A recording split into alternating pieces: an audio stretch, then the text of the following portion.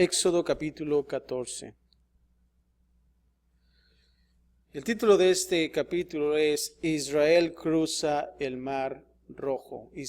Israel, ya iba a decir Ismael. Israel es para ver si estaban despiertos todavía. Israel cruza el mar rojo. Y creo que este capítulo también es muy importante también para nosotros como cristianos.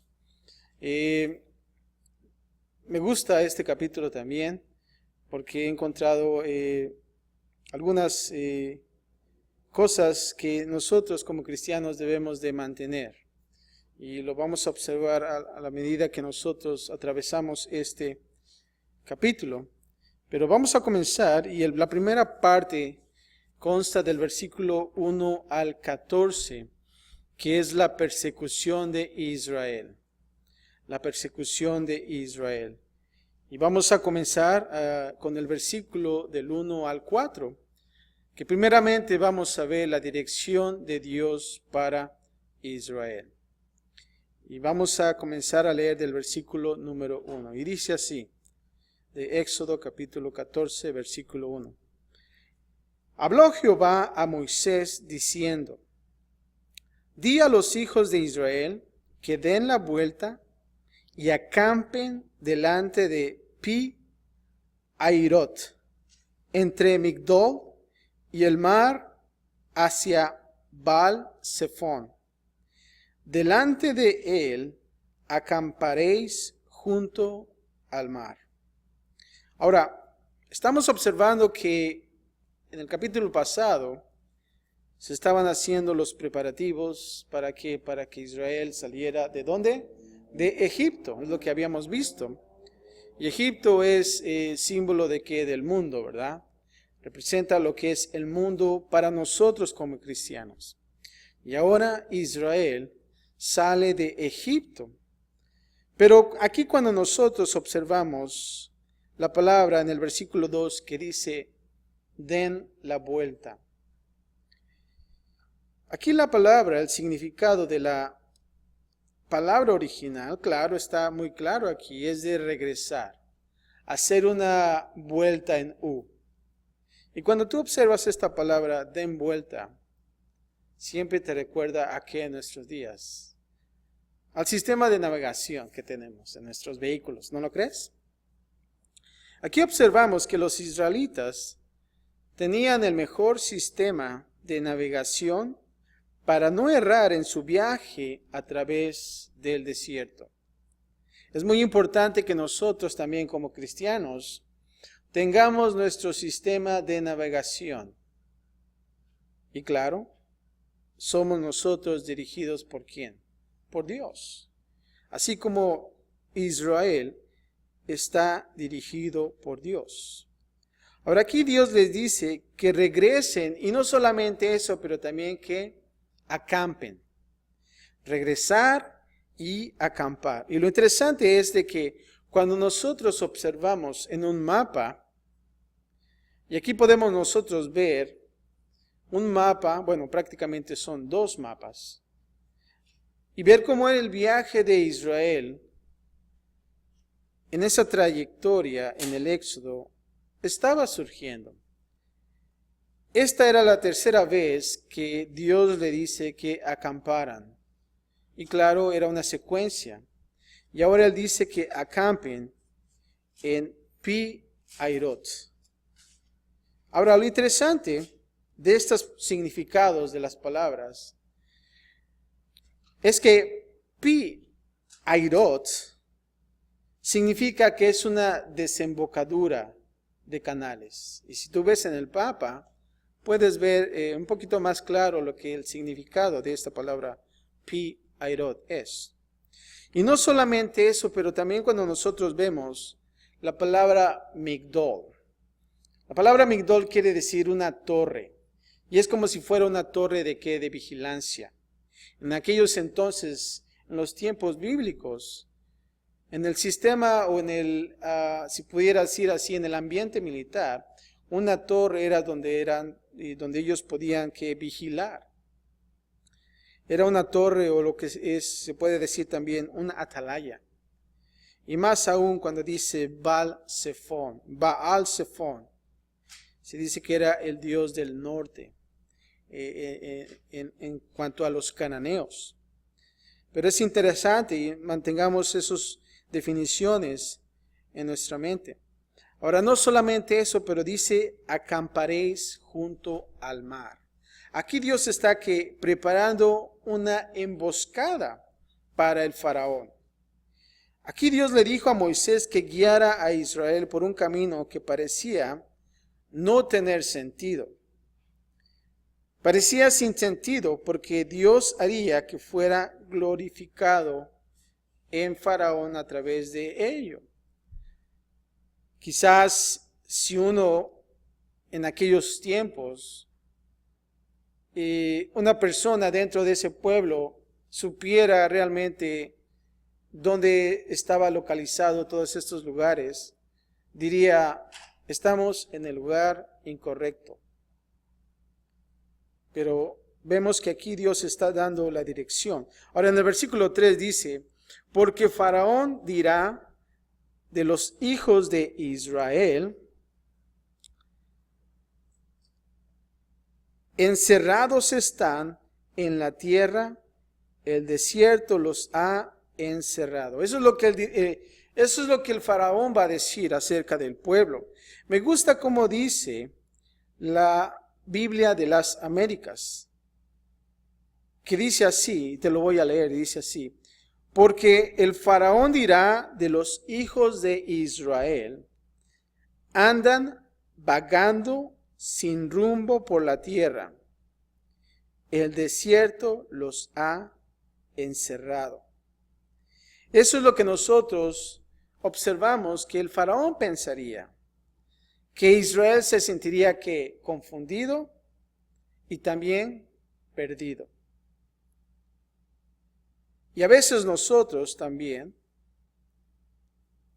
el enemigo piensa que nosotros estamos vagando, ¿verdad? Cuando nosotros entramos en las cosas de Dios, el enemigo piensa que nosotros estamos confundidos, que estamos perdidos. Y cuando tú vienes con tu amigo, con tu amiga o cualquier persona que tú conoces que no es cristiana, y tú le dices, oh, ¿sabes qué? Ahora yo soy una nueva persona, ya no hago más, he sido cambiado por Dios. ¿Y qué te dice la persona? Ya está confundido, ¿verdad? Ya le lavaron el cerebro. Ya está perdiéndose, desaprovechando lo que le dice el mundo, la vida loca, ¿verdad?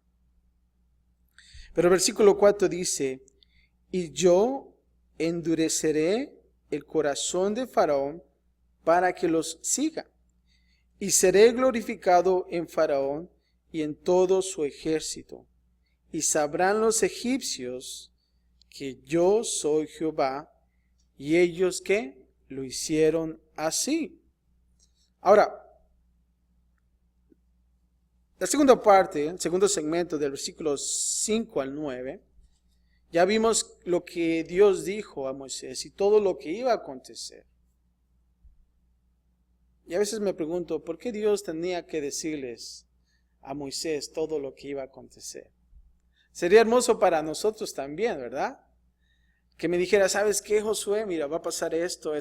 Yo podría tener la mejor fotografía. Dice, eso así me gusta mucho, ¿verdad? Pero aquí vemos que Dios está dirigiendo a Moisés. Y puede suceder cuando el Señor pone en tu corazón y te da dirección de la misma manera. Pero ahora vamos a ver lo que es la persecución de Israel y cómo acontece. Fíjate lo que dice el versículo 5. Y fue dado aviso al rey de Egipto que el pueblo huía. Ya me imagino, ya se nos está yendo la gente, ¿verdad? Se nos van. Y dice en la segunda parte del versículo 4, y seré glorificado en Faraón y en todo su ejército. Perdón, versículo 5. Y el corazón del faraón y de sus siervos se volvió contra el pueblo y dijeron: ¿cómo hemos hecho esto de haber dejado ir a Israel para que no nos sirva? Aquí ya están pensando entre ellos mismos: hey, estamos dejándolos ir, y a lo mejor me imagino, ¿y quién nos...? Quizás a lo mejor los siervos, ¿y ahora quién va a hacer el trabajo? ¿Verdad? Estaban más preocupados ellos por eso, quizás. Pero vemos aquí también que el faraón estaba haciéndose esa pregunta. Aquí observamos que el enemigo no se está dando por vencido. El faraón no dijo: oh, pues ya se fueron, vamos a agarrar a otras personas, o vamos a continuar. No, él no se da por vencido. A pesar de ver el poder de Dios. ¿Y saben dónde los pudo ver él? En las plagas, ¿no lo crees? ¿Se acuerdan? Esas 10 plagas y la última, que fue la más, si podría decirlo así, la más pesada, la más dura. Y vemos que aún así el faraón no se daba por vencido. Versículo 6 dice: y unció su carro y tomó consigo su pueblo. Aquí la palabra ungir, o aquí dice unció, no quiere decir que es ungir, eso no es, sino que él realmente preparó su carro. Ese es el significado. Se estaban alistando. Versículo 7 dice: y tomó 600 carros escogidos y todos los carros de Egipto y los capitanes sobre ellos. 600 carros escogidos. Versículo 8 dice: y endureció Jehová el corazón de Faraón, rey de Egipto, y él siguió a los hijos de Israel, pero los hijos de Israel habían salido ¿con qué? Con mano poderosa. Ahora, aquí estamos observando ¿cuántos carros escogidos? 600. Son bastantes. Son bastantes. Ahora, en aquellos tiempos, el faraón aquí tenía los mejores recursos militares. Realmente ese faraón estaba dotado, tenía un recurso militar poderoso. Pero también en aquellos tiempos los carros eran la tecnología militar más sofisticada. Y fíjense, Israel no tenía nada, excepto que los hijos de Israel, como dice aquí en el versículo 8, habían salido ¿con qué? Con mano poderosa. Ahora, la idea detrás de estas palabras, con mano poderosa, nos da a entender la idea de una rebelión en contra de la autoridad. No es de que tenían armas como los egipcios, pero vemos también en Primera de Reyes 11, 26 y 27 un ejemplo como Jeroboam también se alzó, o como dice, alzó su mano contra el rey. Y tú lo puedes leer más adelante como ejemplo, cómo es que también con mano él se rebeló. Ahora, la naturaleza rebelde de Israel era buena cuando estaba en contra del faraón y en contra de todo lo que representaba. Eso era una rebeldía, si pudiera decirlo así, buena. Pero era mala cuando estaba en contra de Jehová, en contra de Moisés y todo lo que representaba. Ahora, el problema de la mayoría de los rebeldes es que aquellos que se rebelan en contra de las cosas equivocadas. Ahora sí que, como dicen por ahí, un rebelde sin causa, ¿verdad? Versículo 9 dice así: siguiendo pues los egipcios con toda la caballería y carros de Faraón, su gente de a caballo y todo su ejército, los alcanzaron acampando juntos al mar, al lado de Pi-Hairot, delante de Baal-Zephón. Y claro, pues ellos iban a caballo, ¿verdad? Iban más rápidos que las personas caminando. Imagínense, qué difícil para Israel de salir. Ahora, no salieron, ¿se acuerdan?, con las manos vacías. Ellos salieron con dinerito, ¿verdad? Con monederos llenos, con bolsas llenas. Y no solamente eso, pero pónganse a pensar, también los hijos chicos también. Y podemos ver cómo es que ellos atravesaron esa parte del desierto caminando. Y a veces de la misma manera para nosotros, cuando nosotros salimos de Egipto, llevamos nuestras familias de la misma manera. Y aquí dice en el versículo 9, siguiéndolos pues, ¿quiénes? Los egipcios. Ahora, vamos a observar aquí, y hay una analogía de esto en cuanto a la vida espiritual, y es importante que nosotros tomemos nota. Algunas veces pensamos que Satanás nos dejará ir fácilmente. Cuando nosotros, y quiero que pongas tu mente desde el primer momento que tú recibiste a Cristo Jesús como tu Salvador. Y yo quiero que ahorita recuerdes ese momento.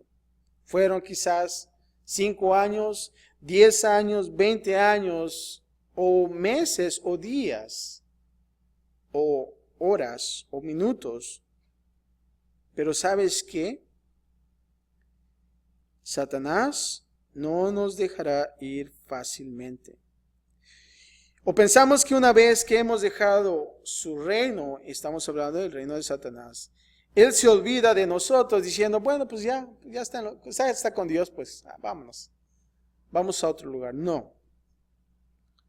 No lo es así. Y de la misma manera como el faraón siguió a Israel, Satanás nos persigue intentando atraparnos como mínimo en la frontera de sus dominios, con la esperanza de ¿qué? De destruirnos. Él llega hasta la línea donde él ya no puede pasar,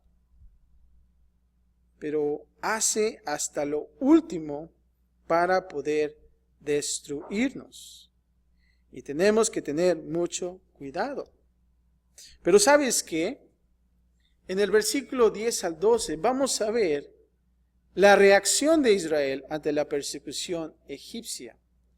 Y creo que es importante que nosotros, de la misma manera, podamos observar su reacción y qué es lo que hacen ellos para aprender de esto. Y dice el versículo 10, y cuando Faraón se hubo acercado, los hijos de Israel, ¿qué hicieron? Alzaron sus ojos. Y he aquí que los egipcios venían tras ello, por lo que los hijos de Israel temieron en gran manera y clamaron a Jehová. Ahora, ¿qué es lo que hicieron los hijos de Israel? Aquí está claro. ¿Temieron a quién? Al faraón, en gran manera. Y clamaron a Jehová. Aquí cuando dice temieron en gran manera, bueno, pues había una razón para Israel de temer, ¿no? Y de la misma manera, cuando nosotros ya empezamos a andar en las cosas de Dios, el enemigo está tras de nosotros y viene ese miedo también en nosotros. Ellos podían ver a los ejércitos. Ya no es el faraón, ya son ejércitos. Y de la misma manera, Satanás va a intentar con todo para acechar nuestra vida. Y estaban ellos a un lado del Mar Rojo. Y al parecer ellos no tenían oportunidad de escapar. Es como si te tuvieran esquinado, ¿verdad? Como dicen por ahí. Ahora, Dios dirigió a Israel a lo que parecía ser una trampa, si nosotros podemos pensarlo humanamente. No había manera de escapar, excepto el camino por el cual habían llegado, y el ejército egipcio lo estaba bloqueando. Tú estás viendo una salida y ves que el enemigo ya está en esa salida y ya no hay manera de salir. Si nosotros podemos hablar humanamente, ellos podrían fácilmente vencer a los israelitas. ¿No lo crees? Ponte a pensar, ellos estaban en carros, tenían armas, los israelitas estaban desarmados y peor, cansados, con hijos y todas las cosas que traían.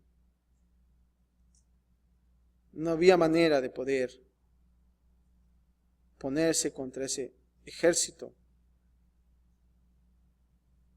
Ya estaban amoreados. Pero cuando dice aquí, hijos de Israel que clamaron a quién, a Jehová. Ahora aquí Israel hizo que lo correcto. Clamaron a Jehová. Y dices, bueno, es una buena manera de solucionar las cosas. Clamando a Jehová. E hicieron lo correcto. Cuando nosotros nos encontramos en lugares peligrosos y sin salidas fáciles de encontrar, así como el pueblo de Israel, nosotros debemos ¿de qué? De clamar. Eso lo hicieron correctamente. ¿No lo crees?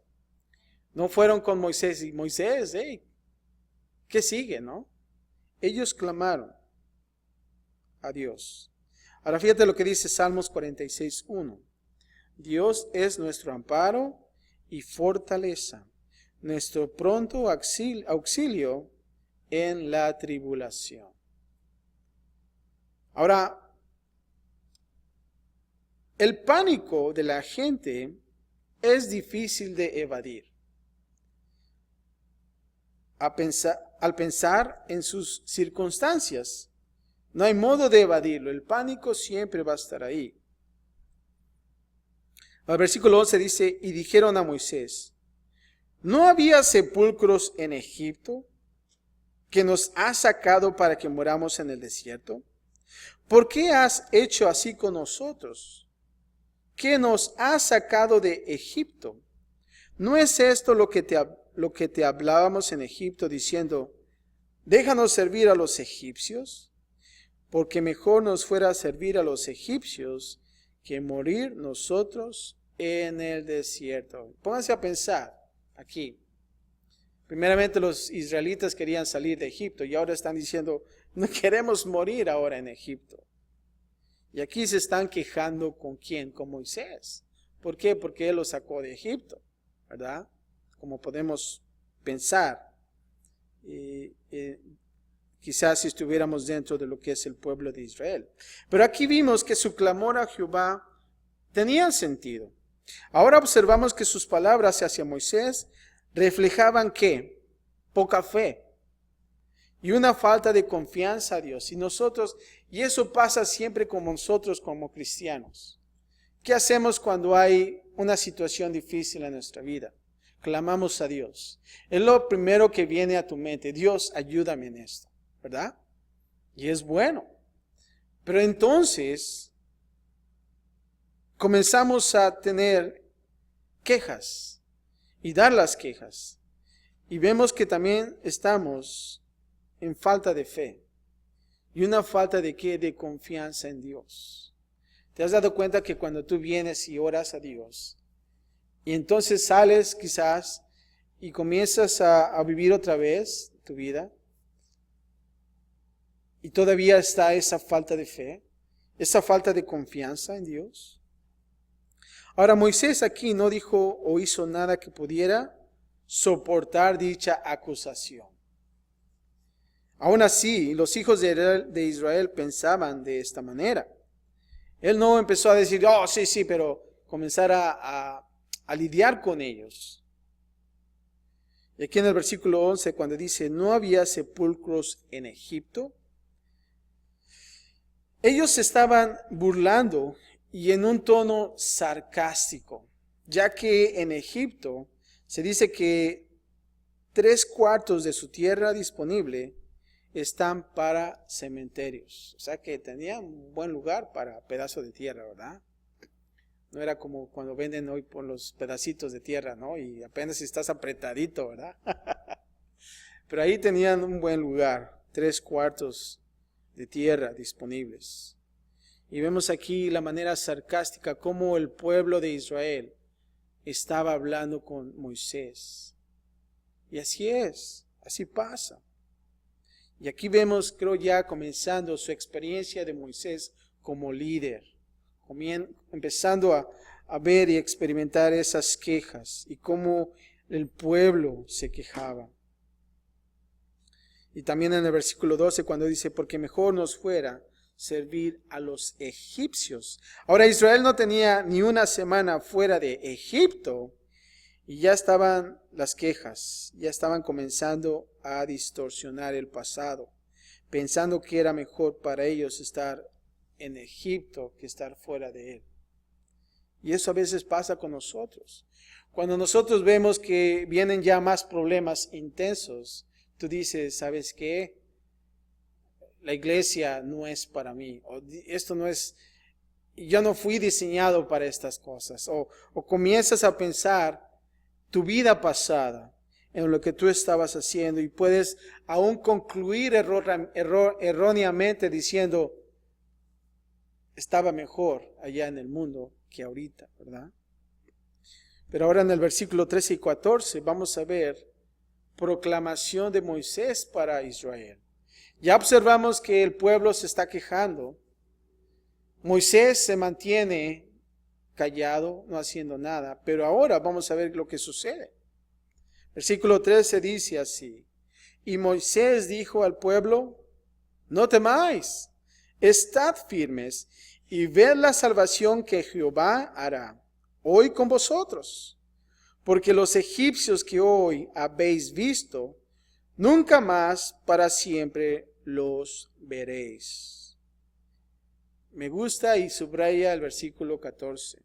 Jehová peleará por vosotros y vosotros estaréis tranquilos. Vamos a repetirlo todos juntos.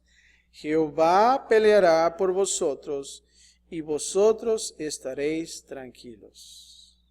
Importante, muy importante. Ahora observemos el versículo 13 que dice, no temáis.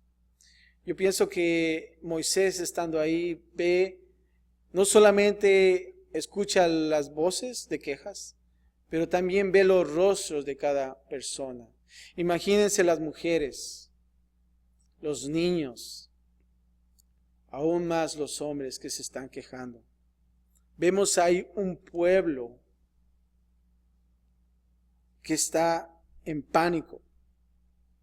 Es por eso que él comienza diciendo, no temas, no temas. En este punto Moisés no sabía cómo Dios le ayudaría. Póngase a pensar. Moisés no tiene la respuesta de todo esto. Pero él confía en Dios. Todo lo que él sabía era que Dios ciertamente que les ayudaría. Y ponte a pensar, todas esas 10 plagas, cómo Moisés, él solamente ha estado obedeciendo hasta ese punto. Pero ¿sabes qué? Como líder, Dios está viendo cómo Dios se mueve en todo esto. ¿No lo crees? Qué hermoso es. Y creo que como líderes también nosotros debemos de mantenernos de esa manera. No temáis, dice así. Moisés sabía que él estaba en una mala situación, la cual Dios tenía que interceder. Cuando vemos que nuestra única ayuda es Dios, entonces tenemos más inclinación en confiar en Él. ¿Y sabes qué? A veces nosotros vemos nuestros problemas, nuestras situaciones tan grandes, que nosotros nos damos cuenta que no podemos hacer nada. Y es ahí cuando dices, solamente Dios puede hacer algo. ¿Por qué? Porque ves que es algo en tu propio pensamiento, que es algo imposible. Y es cuando tú dices, Señor, aquí está. Un problema chico, tú puedes decir, bueno, puedo manejarlo todavía. Pero cuando tú llegas a un punto que dices, ya no sé cómo va a pasar, es cuando nosotros ponemos todo en las manos de Dios. No solamente dice no temáis, ahora dice estad firmes. En el versículo 3, en la segunda parte. Aquí Moisés le dijo al pueblo de Israel que se detuviera. Y esta es a menudo la dirección del Señor para el creyente en tiempos de crisis. Importante, esta es la dirección del Señor para el creyente en tiempos de crisis. Y veamos y aprendamos de esto. Dejemos que Dios obre en nuestras vidas y no nosotros mismos. Observa, dice, escucha esto, dice, la desesperación te arrojará al piso, la cual te impedirá que te levantes. Si tú te desesperas, es lo que va a suceder. El miedo te dirá que te retires. Y eso es lo que va a suceder. Si entra miedo en ti, te alejas. La impaciencia te dirá que hagas algo ahora. Y cuando tú lo haces, entonces erramos en eso. La presunción te dirá que te arrojes al mar rojo antes que sea partido en dos. Pónganse a pensar todo esto.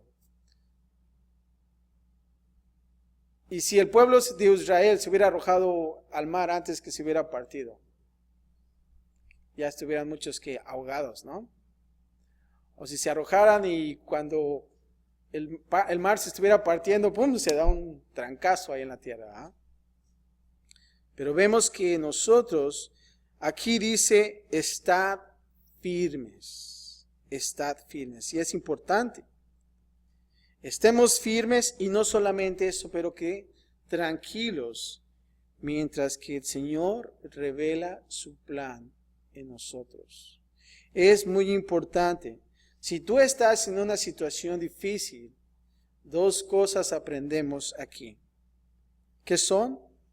Debemos de estar firmes y estar tranquilos. El Señor está en control.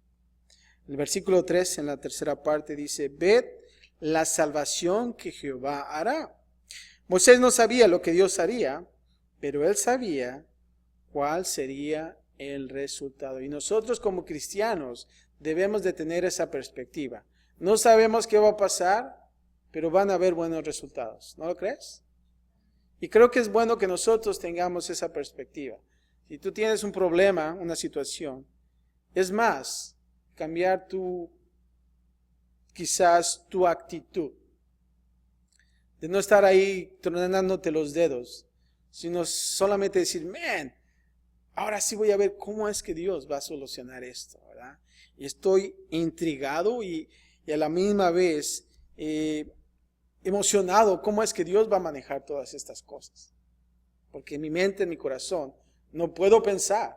Pero cuando yo veo la obra de Dios en mi problema, en mi situación, vemos cómo Dios estaba orquestando todo. Y eso es lo hermoso. Eso es lo hermoso.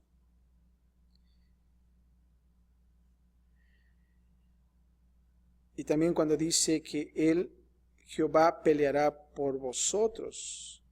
Aquí la palabra salvación es utilizada aquí en el sentido literal de salvar una vida o de tener victoria en lugar de derrota en una guerra. De manera que en el Antiguo Testamento continúa hacia adelante y la palabra salvación va tomando más un sentido espiritual y menos un sentido que material. Fíjate lo que dice Salmo 51:12. Vuélveme el gozo de tu salvación y espíritu noble me sustente. Así, aunque los hebreos no estuvieran conscientes del contraste entre los dos significados, ahí estaba la salvación. Versículo 3 en la última parte dice, nunca más para siempre los veréis. Aquí la idea detrás de esto implica mucho más que lo que se ve a primera vista. Moisés quizás habló en términos de eternidad, como también en los términos de su tiempo presente. Es Jehová, hermanos, el que pelea por nosotros. No debemos de olvidarlo. Debemos de nosotros mantener este versículo en nuestras mentes. No trates de pelear por ti mismo, porque entonces vas a perder. Vas a perder, y mucho. Ahora, del versículo 15 al 18, en la segunda parte, del 15 al 31, vamos a ver que Dios dirige a Israel, ¿para qué? Para cruzar el Mar Rojo. Y ahora sí, del versículo 15 al 18, vamos a ver la instrucción en acción. Y dice así el versículo 15. Entonces Jehová dijo a Moisés, ¿por qué clamas a mí? Di a los hijos de Israel que marchen. Ahora, aquí es una pregunta también interesante. Si te das cuenta, Israel clamó a Dios. Y si aquí está la pregunta, ¿por qué clamas a mí? Estoy pensando que a lo mejor Moisés estaba ante el pueblo lleno de fe. ¡Hey, no teman, guys! Estén firmes, Dios está en control. Y se va, ¡ay, Señor, ayúdame! ¿Qué va a hacer? ¿Qué va a pasar? ¡Hey! No. También está en la misma situación, ¿eh? Pero ahí estaba como líder. Y creo que como líderes también a veces pasa con nosotros. Tú estás ahí en el pueblo, échale ganas, y tantas cosas. Pero dices, ay Señor, ¿qué va a pasar? ¿No? Estás en la misma situación. Y quizás estaba también en una desesperada oración.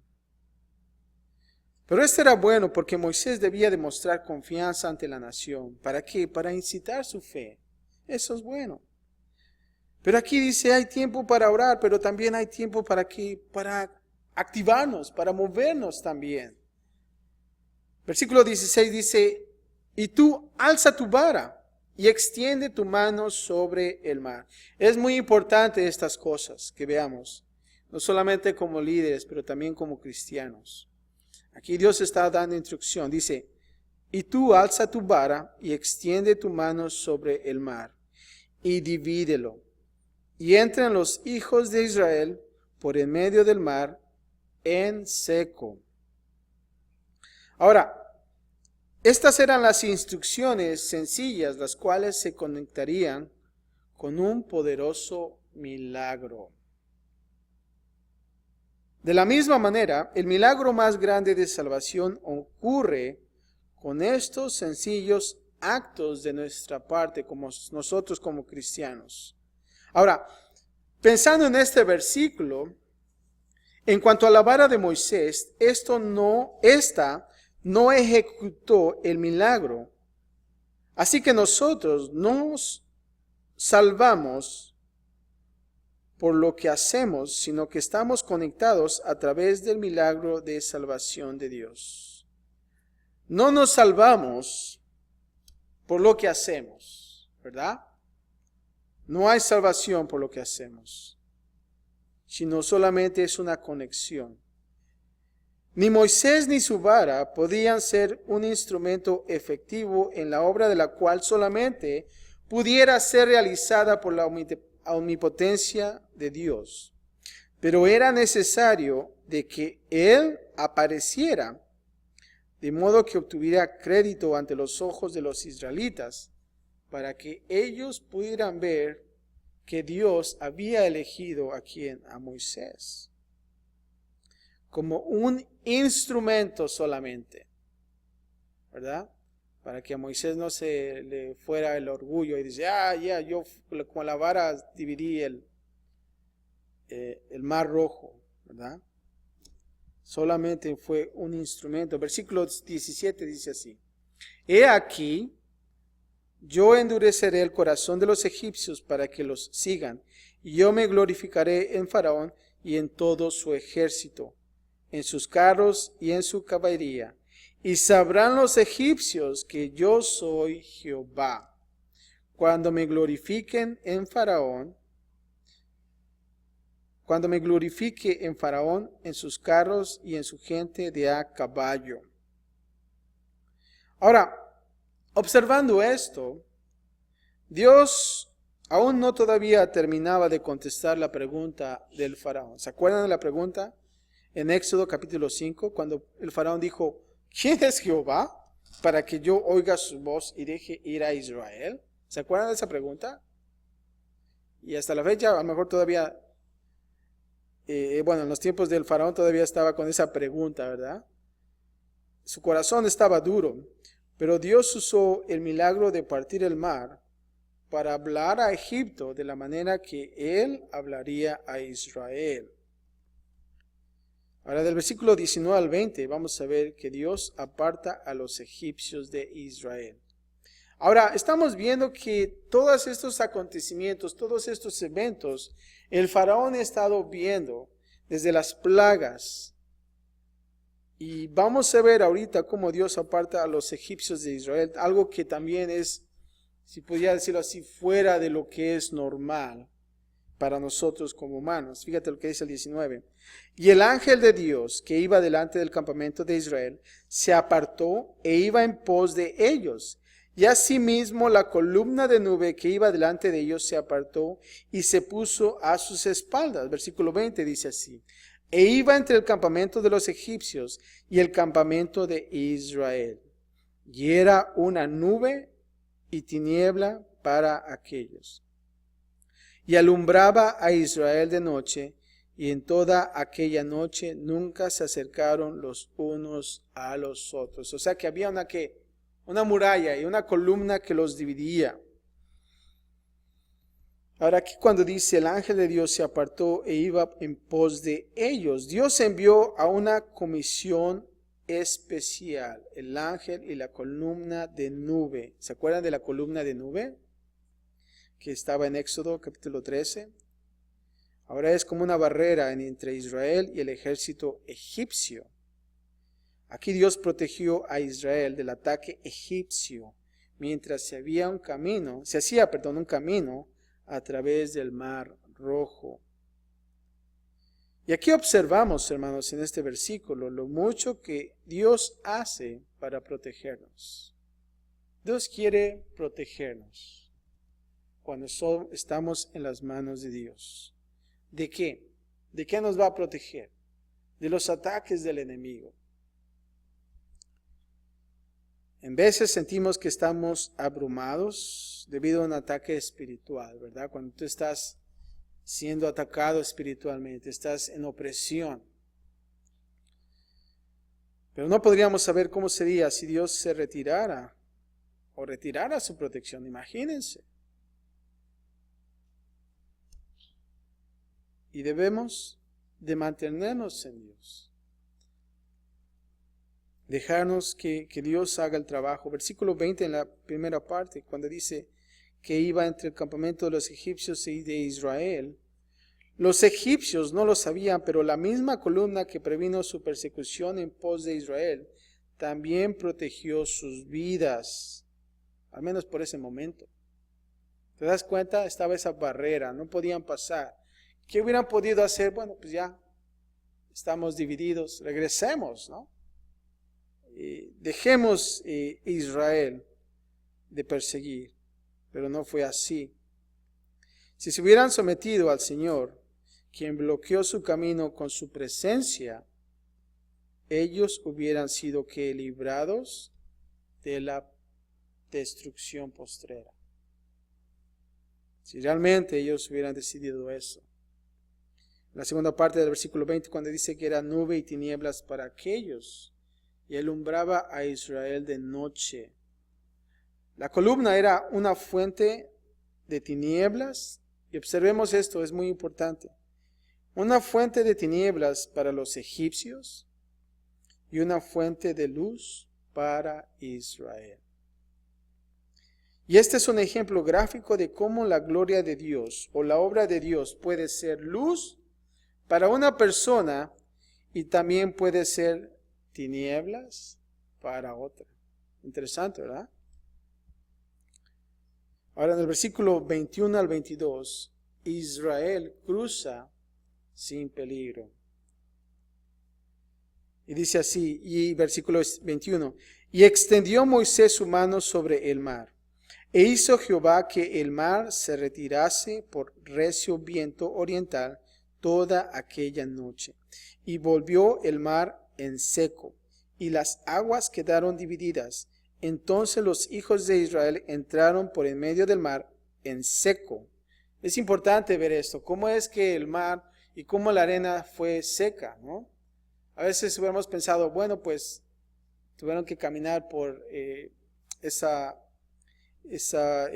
lugar enlodado, ¿no? Y dice así, teniendo las aguas como muro a su derecha y a su izquierda. Ahora aquí en el versículo 21, en la primera parte dice, y extendió Moisés su mano sobre el mar. Otros pasajes como en Éxodo 13, 18 y 15, 14, identifican a este cuerpo de aguas como el Mar Rojo. Ahora no se sabe exactamente dónde estaba ese lugar y cuál es su ubicación geográfica, pero esto es cierto debido a que un área de cómo cambiaría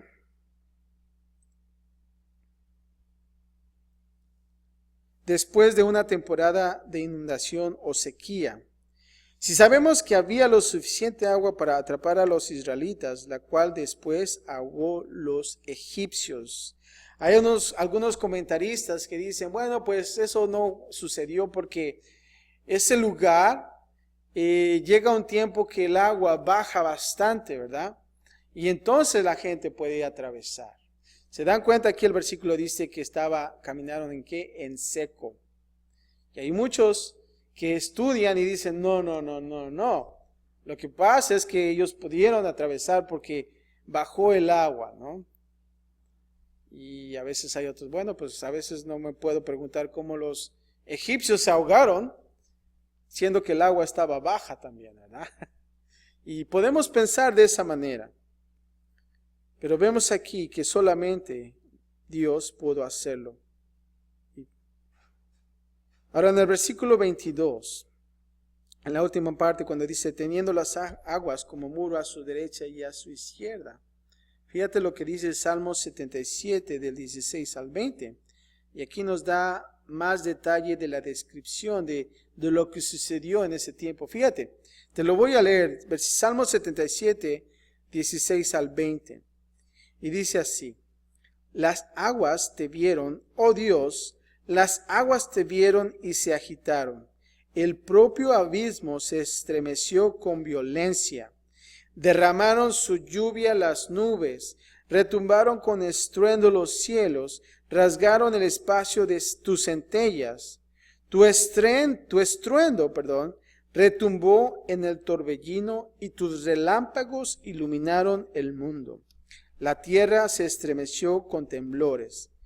Te abriste camino en el mar, te hiciste paso entre las muchas aguas y no se hallaron tus huellas.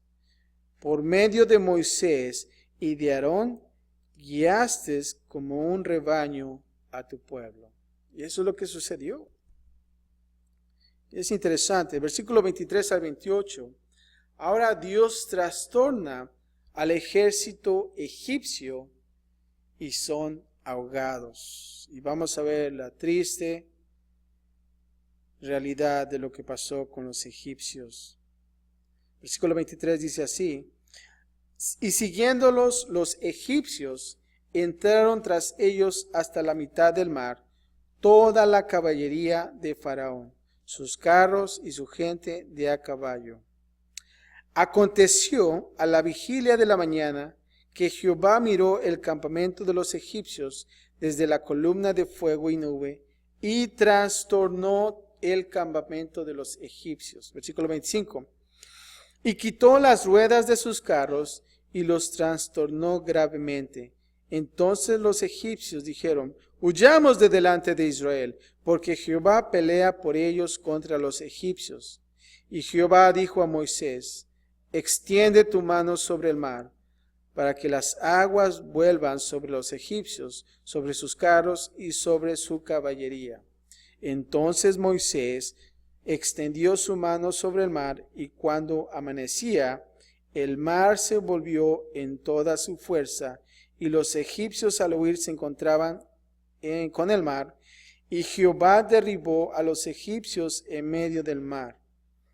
Y volvieron las aguas, y cubrieron los carros y la caballería, y todo el ejército de Faraón que habían entrado tras ellos en el mar. No quedó de ellos, ¿cuántos? Ni uno. Ni uno quedó. Aquí cuando dice quitó las ruedas de sus carros, ¿verdad? A veces uno cuando lee eso, pues a lo mejor les quitó las ruedas ahí, pum, ¿no? No. Pero podemos pensar que a lo mejor las ruedas se atascaron en la tierra, en la arena, que estaban ahí en medio. O pueden haber sido quizás, se han de haber caído, no sé. Pero sucedió algo con esas ruedas. Y vemos que ahí los soldados se quedaron inmóviles. Se quedaron deshabilitados. Y aquí observamos que el hecho de que sus ruedas fueran atascadas o removidas sin posibilidad de continuar con la persecución, estamos viendo que Dios obró milagrosamente por el lado de los israelitas en contra de los egipcios. Aquí estamos observando que dice que Dios trastornó el campamento de los egipcios hasta que Israel hubo cruzado por el Mar Rojo. Hasta entonces Él permitió que el ejército egipcio continuara su persecución a través de las aguas partidas. Muchos sabemos de cuando se dividió el agua y los soldados entraron y se ahogaron, ¿verdad? Pero no habíamos observado cómo Dios deshabilitó el ejército con esas ruedas, ¿verdad? Y vemos ahí cómo Dios obra. Y dice que no quedó ni uno. La liberación en el Mar Rojo se convirtió en un punto de partida en la historia de Israel. A partir de esta era de la historia de Israel, ellos tuvieron muchos problemas por delante. Todavía tenían problemas. Pero ¿saben qué? El faraón y los egipcios jamás les volvieron a provocar problemas. ¿Aprendieron? Aprendieron la lección, ¿eh? Y tristemente vemos cómo ellos llegaron hasta la destrucción. Y cuando pienso en esto, siempre veo y viene en mi mente la historia de José. Cómo su vida fue siempre bendecida a pesar de los problemas que habían en su vida. ¿Se acuerdan? Como él estuvo en la cárcel y fue vendido por sus hermanos. Pero ¿saben hasta dónde llegó? Y pudo salvar no solamente a su familia, pero también al pueblo de Egipto. ¿Se acuerdan de la hambruna que había? Y cómo el rey tenía buenos ojos ante José. Y José trajo a su familia y le dijo, sí, pues vete a Gosén. Ahí, tráete a tu familia, vénganse, ¿no? Y cómo ellos fueron bendecidos por eso. Y cuando este faraón entró al poder, todo cambió. ¿Se acuerdan? Que Israel fue una amenaza para ellos. Y comenzaron a ponerlos como esclavos. Y cuando veían que ellos crecían, dijo, no, tenemos que hacer algo aquí. Porque pueden ponerse en rebeldía con nosotros, intentando hacer algo contra el pueblo de Israel. ¿Para qué? Para que no fuera destruido. ¿Y vieron cómo terminó el faraón? Destruido. No por Israel, pero por Dios, por su dureza de corazón. Y eso es lo que pasa aquí, hermanos. Ahora del versículo 29 al 31, por último, vamos a ver esa experiencia redentora para Israel. Y dice así el versículo 29, y los hijos de Israel fueron por en medio del mar en seco, teniendo las aguas por muro a su derecha y a su izquierda. Así salvó Jehová aquel día a Israel de mano de los egipcios. E Israel vio a los egipcios muertos a la orilla del mar. Pónganse a pensar, todo el pueblo de Israel viendo hacia el agua y cuánta gente está ahí flotando muerta, ¿no?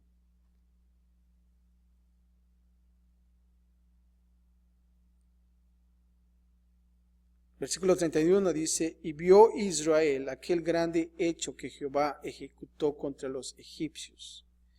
Y el pueblo, ¿qué hizo? Temió a Jehová. Y creyeron a Jehová y a Moisés, su siervo. Todo cambió en la vida de Israel. Si te das cuenta, cuando estaban antes de cruzar el Mar Rojo, ¿a quién temieron los israelitas? Al faraón. Ellos temían al faraón. Pero ahora cuando cruzaron, cambió su perspectiva. Diciendo, wow, aquí nosotros debemos de temer a quién, a Dios. Y no solamente eso, pero ¿sabes qué? Creyeron a Jehová. Ellos creyeron. Y no solamente eso, pero ¿sabes qué? Vieron a Moisés como una persona que fue enviada por Dios. Qué difícil también fue para Moisés, ¿no lo crees? Porque había gente que era sarcástica y ¿ya viste, Moisés? Esto está sucediendo por lo que está pasando, lo que has hecho, sacarnos de Egipto.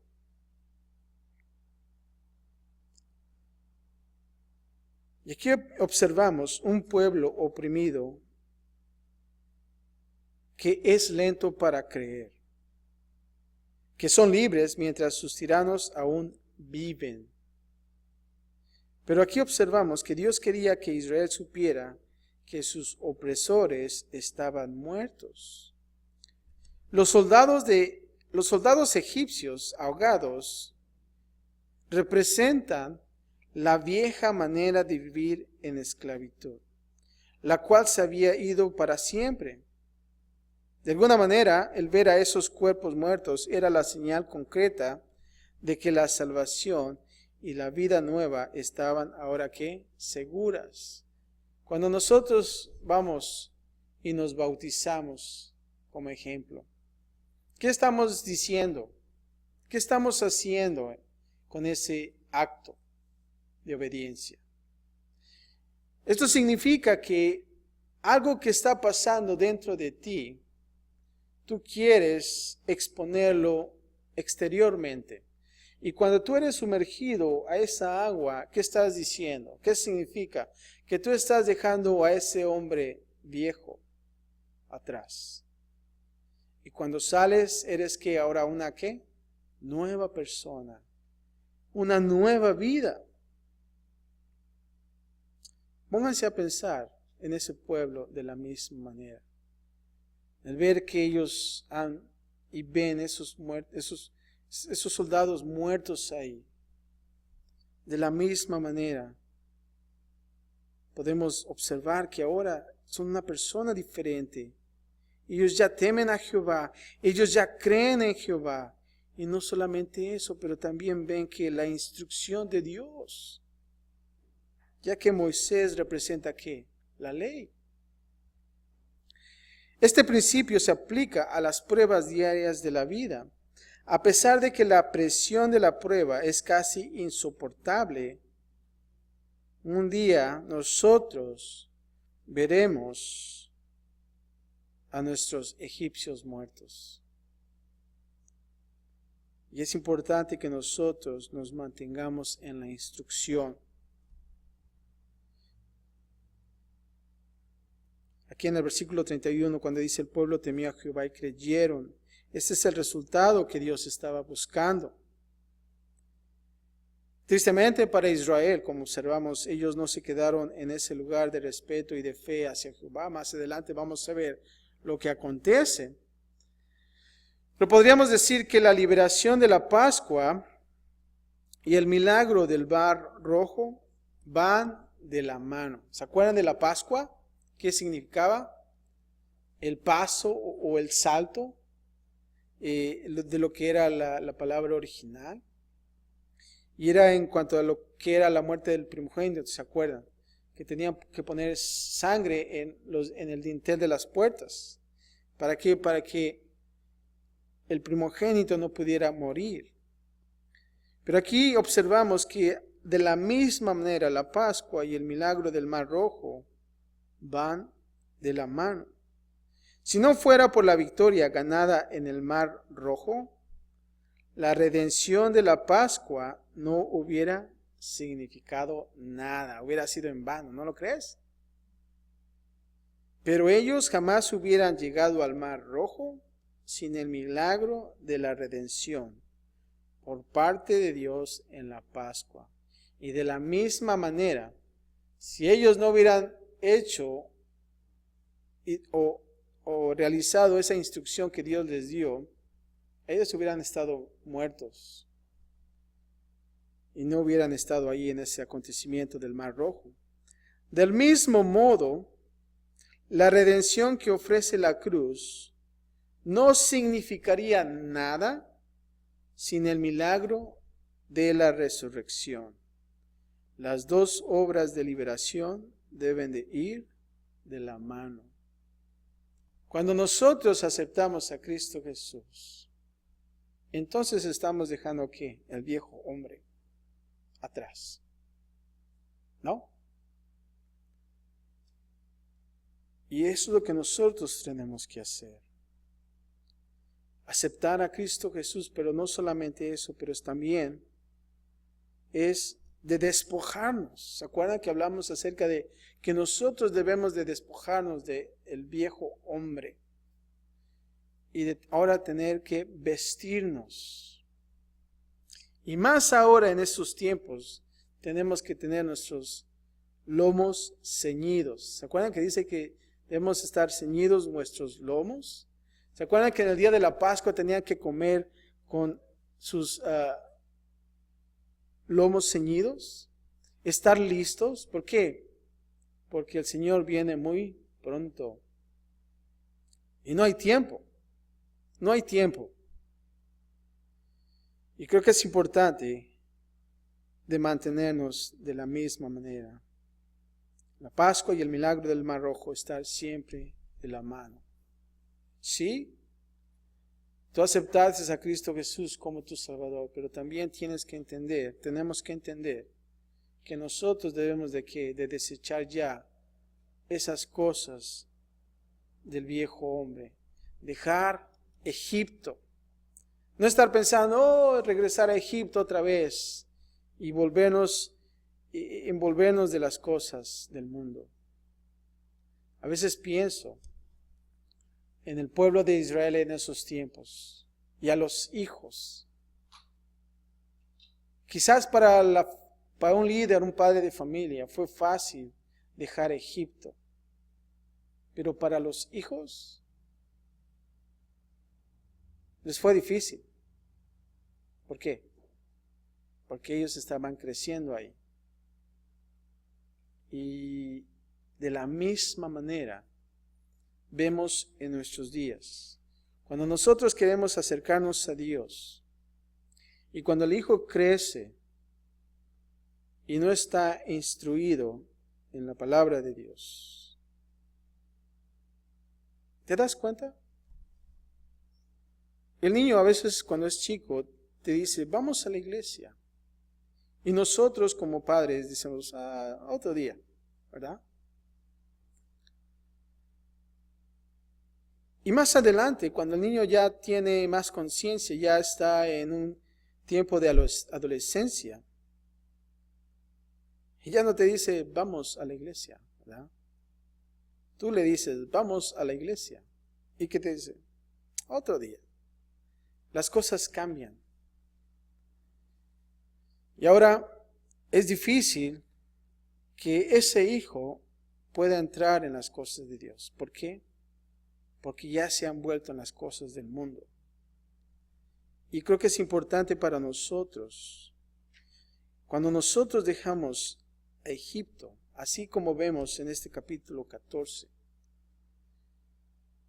de la misma manera, nosotros debemos de despojarnos de todas esas cosas. De entender que nosotros ya hemos cruzado el Mar Rojo. Póngase a pensar, si Israel, si parte del pueblo hubiera regresado a Egipto, ¿qué hubiera hecho el ejército egipcio? Los hubieran matado, ¿no? O los mataban, o les decían, pues, ¿sabes qué? Vamos a matar a los demás. Únete con nosotros, vamos a atacarlos a ellos. ¿Y saben qué hubiera pasado? Se hubieran muerto también. Se hubieran ahogado también. Porque ellos trataban de salvar sus vidas por ellos mismos. Pero si tú te das cuenta, hasta ahorita Dios está dando instrucción. Y solamente lo que están haciendo ellos están obedeciendo. Eso es todo. Eso es todo. Dios no te está diciendo, bueno, pues, ¿sabes qué? Llévatelos a la tierra prometida.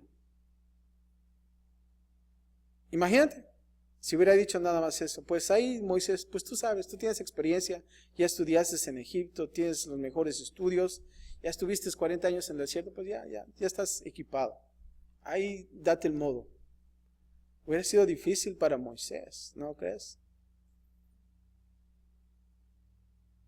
Pero, sin embargo, cada movimiento que nosotros hacemos, debemos de tener nosotros el mejor sistema de navegación en nuestras vidas. Si tú no tienes un buen sistema de navegación, ¿qué va a pasar? Estás perdido. Y entre más te mueves, más te pierdes. Y creo que nosotros como cristianos debemos de mantener nuestro sistema de navegación bien conectados. Conectados, y nuestro sistema es estar conectados con Dios. Como líder, como cristiano, para no errar,